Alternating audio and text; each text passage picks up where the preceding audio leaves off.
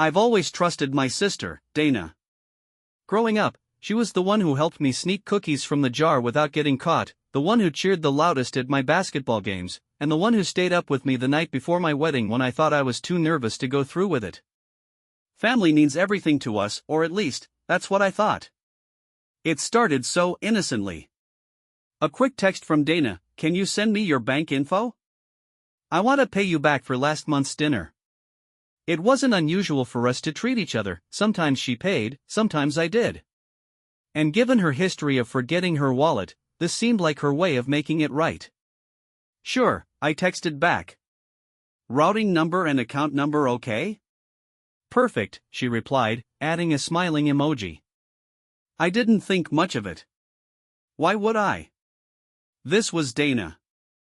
I sent over the information, imagining her sitting at her favorite cafe with her coffee, finally remembering she owed me.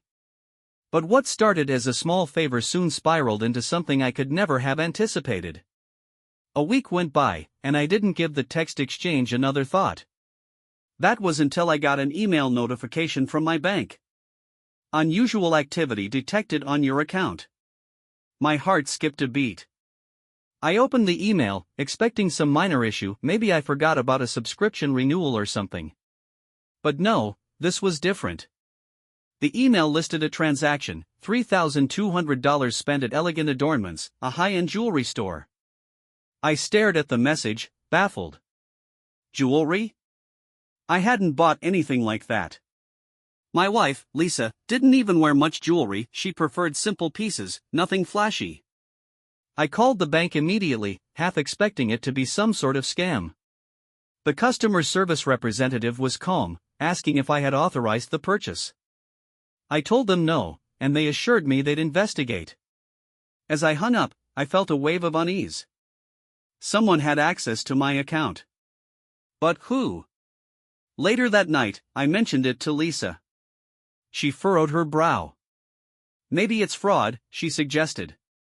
"You should change your passwords." "Yeah, I'll do that," I replied. But something about it didn't sit right. The transaction felt deliberate. It wasn't like those odd $10 charges scammers used to test the waters. This was bold, a purchase from a luxury store. I went to bed restless, replaying possibilities in my mind. Who could have done this? By morning, I would have my answer, or at least part of it. The next morning, I decided to dig deeper. I drove straight to Elegant Adornments during my lunch break. The store wasn't far, an upscale boutique in the nicer part of town, with polished windows showcasing glittering necklaces and rings. Walking in felt surreal. It wasn't the kind of place I'd ever shop, and I hoped I wouldn't look too out of place in my wrinkled work shirt. The clerk greeted me warmly, her bright smile quickly dimming when I explained why I was there. "You're saying this wasn't your purchase?" she asked, her voice tinged with concern as she glanced at the transaction details I had pulled up on my phone. "Exactly," I replied. "I'd like to know who made it." She hesitated. "Let me check something," she said, disappearing into the back room with her tablet. When she returned, she held a printed receipt. "The purchase was made in person," she said, sliding the paper across the counter. I picked it up, scanning it quickly. It detailed the sale, a diamond necklace with a matching bracelet. The total was eye-watering. But what made my stomach twist was the signature at the bottom of the receipt. It wasn't mine, but I recognized it immediately. Dana. I couldn't believe it. My own sister. My first instinct was denial, there had to be some mistake. Maybe someone stole her identity too? But deep down, I knew better. It was her handwriting, clear as day. I left the store in a daze, clutching the receipt. Questions swirled in my mind. Why would she do this? How did she even think she'd get away with it? And most painfully, was this just a one-time thing, or had she been using me all along? Back at work, I couldn't focus. I stared at my phone, debating whether to call her or confront her in person. What would I even say? This wasn't some petty sibling squabble. This was theft, betrayal. And yet, I couldn't bring myself to hit call. The rest of the day dragged on, my mind clouded with confusion and hurt. By the time I got home, I had made up my mind, I needed answers. That evening, I drove to Dana's apartment. My hands were gripping the steering wheel so tightly that my knuckles turned white. My mind raced with a mix of anger and disbelief. How could she? Was she desperate? Or did she just think I wouldn't notice? Her apartment was in the same building we'd grown up visiting when it belonged to our grandparents. The familiarity of the place only made the situation more painful. When I knocked on her door, she answered quickly, smiling when she saw me. "Hey, big brother," she greeted cheerfully. "What brings you here?" For a moment, I hesitated. I wanted to believe the warmth in her voice, that she wasn't capable of what I already knew she'd done. But I couldn't let that distract me. "We need to talk," I said, stepping past her into the apartment. Dana's smile faltered slightly, but she closed the door and followed me to the living room. I turned to face her, holding the receipt in my hand. "Do you recognize this?" I asked, keeping my tone steady, though my heart was pounding. Her eyes flicked to the paper, and for a split second, I saw something flash in her expression: guilt? Panic? She quickly composed herself. "What is it?" "Elegant adornments," I said, my voice hardening. "You bought a diamond necklace and bracelet using my account, Dana." "Why?" Her face turned pale. "Wait, what?" "No. Don't lie to me." I cut her off, raising my voice. "Your signature is on the receipt." I saw it myself. The bank flagged the transaction, and when I checked it out, this is what I found. I held the receipt up, my hands trembling. Dana stared at me, her mouth opening and closing like she was searching for the right words. I was going to tell you," she finally stammered. "Tell me? Tell me what? That you stole thousands of dollars from me?" "No," she cried, her voice breaking. "It wasn't like that." She sank onto the couch, burying her face in her hands. I didn't know what else to do." "What do you mean you didn't know what to do?" I asked, trying to keep my anger in check. She looked up at me, tears streaming down her face. "I'm in trouble, okay? I owe money, serious money, and I didn't know how to fix it. I thought I could borrow from you, just this once, and pay you back before you even noticed." Her words hit me like a punch to the gut. Borrow? Without asking? And for jewelry, of all things? It didn't make sense. "Dana, if you were in trouble, why didn't you come to me? Why go behind my back?" She shook her head, sniffling. "Because I was embarrassed. I didn't want you to think I was a screw-up. I thought if I could sell the jewelry, I could pay off my debt without dragging you into it." I didn't know what to say. My mind was reeling. I wanted to believe her, but the trust we'd built over a lifetime felt irreparably damaged. "Do you have any idea what you've done?" I finally asked, my voice quieter now. "You've crossed a line, Dana. A big one." She nodded miserably. "I know, and I'll make it right. I swear." But as I left her apartment that night, I couldn't shake the feeling that this wasn't the whole story. Something still didn't add up. The days following my confrontation with Dana were tense. She had promised to fix everything, to pay me back, but I couldn't just sit and wait.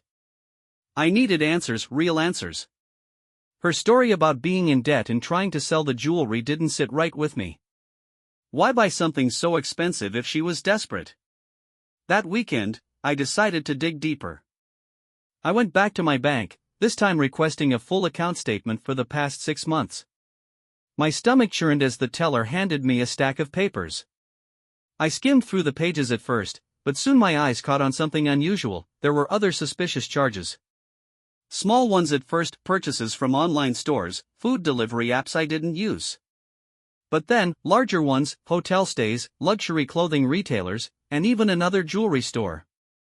My jaw tightened as the list went on. These weren't one-off mistakes. They were calculated, spread out over months. The worst part? All the transactions seemed to trace back to Dana. I had shared my bank details with her more than once over the years, trusting her with things like splitting bills and shared gifts for family. But now I realized she'd been taking advantage of that trust for a long time. I confronted her again, this time with the full statement. "You've been stealing from me for months, Dana," I said, tossing the papers onto her coffee table. "This isn't just about one necklace. What's really going on?" Dana's face went pale. She stared at the papers, then at me, her lip trembling. "I can explain," she whispered. "Then explain," I said, my voice sharp. She sank back into the couch, burying her face in her hands again. "I didn't mean for it to go this far," she said, her voice muffled. "It started small. I needed some help, and I told myself I'd pay it back. But then things spiraled out of control." "What things?" I demanded.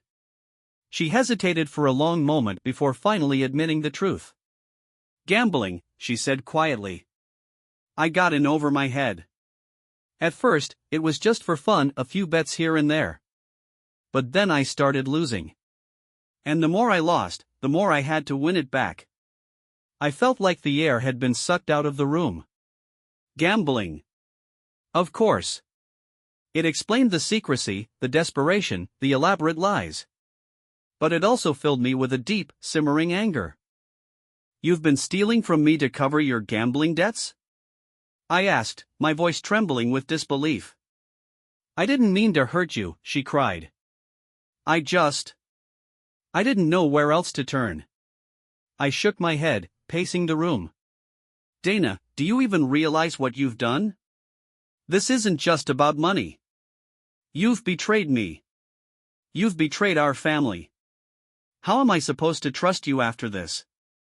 "I'll pay it back," she said again, tears streaming down her face. "I swear, I'll fix everything." But as much as I wanted to believe her, I couldn't ignore the reality of what she'd done. This wasn't something that could be fixed with promises. Dana's confession about gambling rattled me to my core. I left her apartment that night feeling equal parts betrayed and heartbroken. As much as I wanted to believe she could fix this, the trail of lies and deceit made it impossible to trust her. And the more I thought about it, the more I realized I couldn't just leave things in her hands. The next morning, I decided to dig even deeper. If Dana had a gambling problem, there had to be more evidence. Where was she gambling?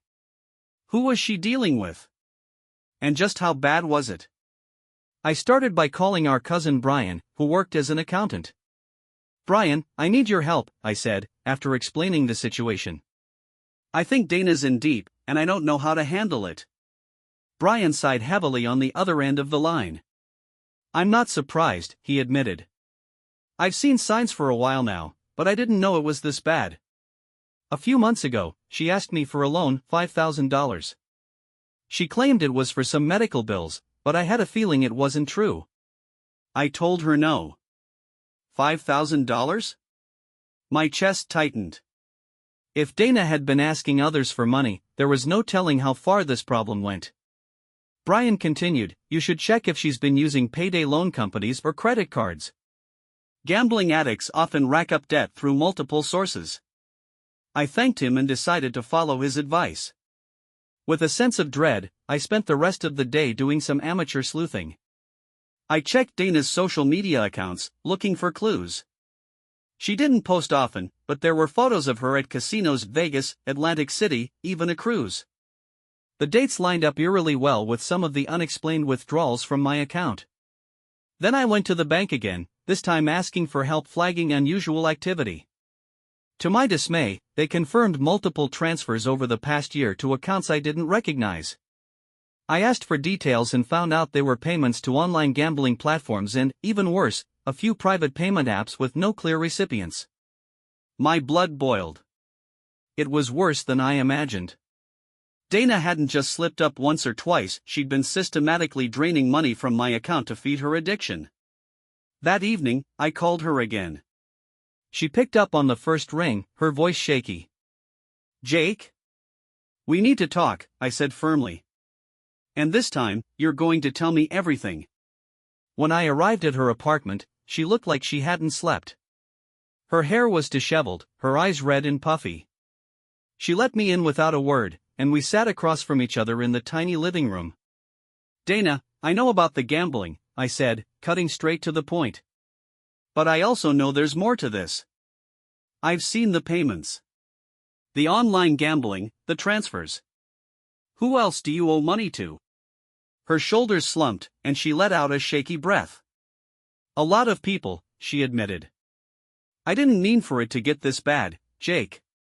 I thought I could win it back, but I just kept losing. And then I had to borrow to cover the losses. It's like a black hole I can't get out of." I leaned forward, trying to keep my frustration in check. "How much do you owe?" She hesitated, then mumbled, "Around 30,000. I froze. 30,000. My stomach churned at the number. It wasn't just her life spiraling out of control, she'd dragged me into it, too. "And who do you owe this money to?" I pressed. She bit her lip. "Some of it's to credit cards, and some is to people I met through the casinos. Private lenders." The word sent a chill down my spine. Private lenders. That was code for loan sharks. Dana wasn't just in debt, she was in dangerous territory. "You're telling me you've been borrowing money from loan sharks?" I asked, my voice rising. She flinched but nodded. "They've been pressuring me, Jake. Calling me non-stop. Threatening me." My mind raced. This wasn't just about money anymore. If Dana was dealing with dangerous people, her safety, and possibly mine, was at risk. "Why didn't you come to me sooner?" I asked, my voice breaking. Tears streamed down her face. "Because I was ashamed. I didn't want you to see me like this. You've always been the responsible one, the one everyone looks up to. I didn't want to disappoint you." Her words hit me like a punch to the gut. As angry as I was, I couldn't ignore the raw vulnerability in her voice. Dana had made terrible choices, but she was still my sister. And now, she was in over her head. I took a deep breath, trying to steady myself. "Dana, this has to stop. No more gambling. No more lying. We're going to figure out how to fix this, but you have to be honest with me from now on. No more secrets. Do you understand?" She nodded, wiping her eyes. "I understand. I'll do whatever it takes to make this right." But as I left her apartment that night, I couldn't shake the feeling that the road ahead was going to be long and far more complicated than either of us realized. The following week was like walking a tightrope. Dana had agreed to stop gambling, at least, that's what she told me, but I wasn't sure how much I could believe her. Trust wasn't something you could rebuild overnight, not after what she had done. Meanwhile, the consequences of her actions started to ripple out in ways neither of us had anticipated. Late one evening, I got a call from Dana. She was frantic, her voice barely coherent through the sobs. "They showed up at my door, Jake," she cried. "The guys I borrowed from. They said if I don't pay them back soon, they're coming after me." My stomach dropped. This wasn't just about money anymore, it was about her safety. "Did they threaten you?" I asked, trying to keep my voice calm, though panic was clawing at my chest. "Yes," she said. "They said they know where I live, and if I don't pay by next week, they'll make me pay in other ways." I closed my eyes, taking a deep breath to steady myself. "Okay, listen. Stay home, lock your doors, and don't let anyone in. I'll figure something out." After hanging up, I paced my living room, running through every possible solution. Dana's debt wasn't just a number on a page anymore, it was a real, looming danger. As much as I hated the thought, I knew I couldn't let her face this alone. The next day, I took off work and met with her at a cafe downtown. She looked exhausted, her face pale and drawn. "I need you to tell me everything," I said as we sat down. "Every person you owe money to, every debt. No more hiding." Dana nodded, pulling out a crumpled notebook from her bag. She handed it to me, and I opened it to find a list of names, amounts, and dates. It was worse than I'd imagined. In addition to the $30,000 she owed to credit cards and gambling sites, she owed another $10,000 to two separate loan sharks. They charge interest every week, she said, her voice trembling. I've already paid some of it back, but it's like the amount never goes down. I stared at the numbers, feeling the weight of her mess settle squarely on my shoulders.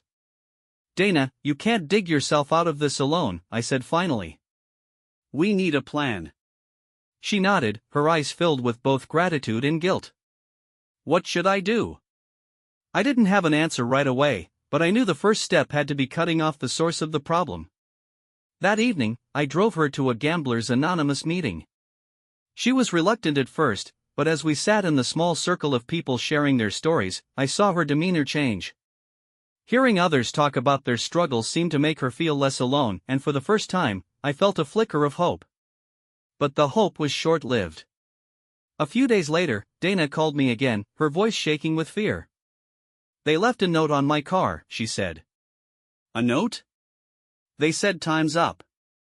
They're coming for me tomorrow if I don't pay.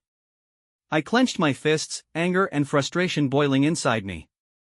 Okay, stay calm. I'll handle this. That night, I made a decision I never thought I'd make. I went to the bank and withdrew a large portion of my savings. It was money I had been setting aside for years, a future vacation, a down payment on a bigger house, but none of that mattered now. My sister's life was on the line. The next day, I met Dana at her apartment, a duffel bag of cash in hand. She looked at it with wide, tearful eyes. Jake, I can't let you do this, she said, shaking her head. You don't have a choice, I said firmly. This isn't just about you anymore, Dana. These people are dangerous, and if I don't step in, I don't know what they'll do to you. We drove to a small, run-down warehouse on the outskirts of town, the meeting spot Dana had been told to go to. The place was everything you'd expect, dimly lit, graffiti on the walls, the kind of place that made your skin crawl the moment you stepped inside. Two men were waiting for us, both of them wearing leather jackets and cold, calculating expressions. One was tall and thin, the other stocky with a scar running down his cheek. They looked like they belonged in a bad crime movie, but the menace they radiated was very real. You must be Dana's brother, the stocky one said, his voice low and gravelly. Nice of you to show up. I stepped forward, holding the duffel bag tightly. I have the money. This covers her debt. After this, we're done. He chuckled, exchanging a glance with his partner. You think it's that simple, huh? Yes, I said, my voice steady despite the fear coursing through me. You get your money, and you leave her alone. No more calls, no more threats. The taller man reached for the bag, unzipping it to inspect the cash. He flipped through the stacks, nodding slightly. Well, look at that, the stocky man said. You actually came through. Lucky for your sister, you're a responsible guy. My jaw tightened. Is that it, then? Are we done here? He smirked.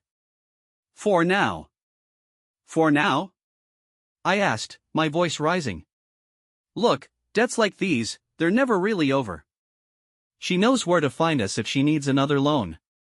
I stepped closer, my fists clenched. She's done. No more loans, no more contact. Do you understand? The stocky man's smirk faded, replaced by a hard glare. Watch your tone, he said. For a tense moment, we stood there in silence, the air thick with unspoken threats. Finally, he gave a small nod. Fine. We're done. For now. I didn't believe them, but I knew better than to push my luck. Dana and I left the warehouse in silence, the weight of what had just happened settling heavily on both of us. As we drove back to her apartment, she broke the silence. I'll pay you back, Jake, she said quietly. Every penny. I swear. You don't owe me money, I said. You owe me trust. And that's going to take a long time to earn back. She nodded, tears streaming down her face. I'll make it right. I promise. But as much as I wanted to believe her, I couldn't shake the feeling that the storm wasn't over yet. The days after the encounter with the loan sharks were tense, but quieter than I expected. Dana started going to her Gamblers Anonymous meetings more regularly. She even brought me along once, introducing me as her brother and biggest supporter. Hearing her stand in front of a room full of strangers and admit to her addiction was both heartbreaking and hopeful. For the first time, I felt like she was serious about changing. But I wasn't naive. Fixing the damage she had caused wasn't going to happen overnight. I had drained a significant chunk of my savings to clear her debt, and while I didn't regret it, it left me grappling with my own financial insecurity. And as for Dana, she was left to face the fallout of her choices. Her landlord sent her a notice of eviction shortly after she missed yet another rent payment.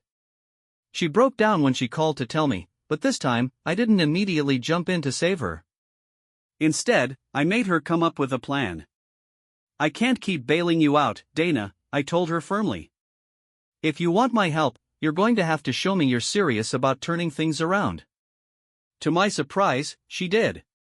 She got a second job as a waitress, working long hours to save up for a deposit on a new apartment. She sold off the few expensive items she'd bought during her gambling spree, including the jewelry from Elegant Adornments. It was painful to watch her struggle, but it was the first time in years that I saw her taking responsibility for her actions. Still, the process of rebuilding trust between us wasn't easy. Every time she asked for a favor or mentioned money, I felt a pang of doubt. I wanted to believe she had changed, but the scars of her betrayal ran deep. One evening, months later, she invited me over to her new place. It was small and modest, a far cry from the lifestyle she'd been chasing during her gambling days.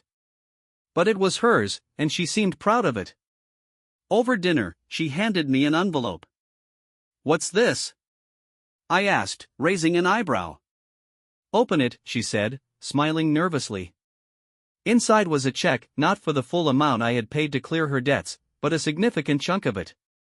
"I told you I'd pay you back," she said. "It's going to take me a while to repay the rest, but I'm getting there." I stared at the check, my throat tightening. It wasn't just about the money, it was about what the gesture represented. Dana wasn't running from her problems anymore. She was facing them head-on. "You didn't have to do this," I said softly. "Yes, I did," she replied. "You saved my life, Jake.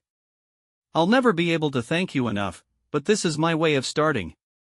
As I drove home that night, I realized something had shifted between us. The pain of her betrayal was still there, but it no longer defined our relationship. We had both grown through the experience, me learning to set boundaries, and Dana learning to take accountability. Months later, she hit a major milestone, 1 year free of gambling. At her celebration meeting, she stood up and shared her story with pride, ending with a heartfelt thank you to me for standing by her when she didn't deserve it. In the end, the journey wasn't perfect. There were still moments of tension, doubts that lingered like ghosts. But we both learned something invaluable: family doesn't mean ignoring mistakes. It means holding each other accountable and helping each other grow. And in that growth, we found a new kind of trust, fragile but unbreakable.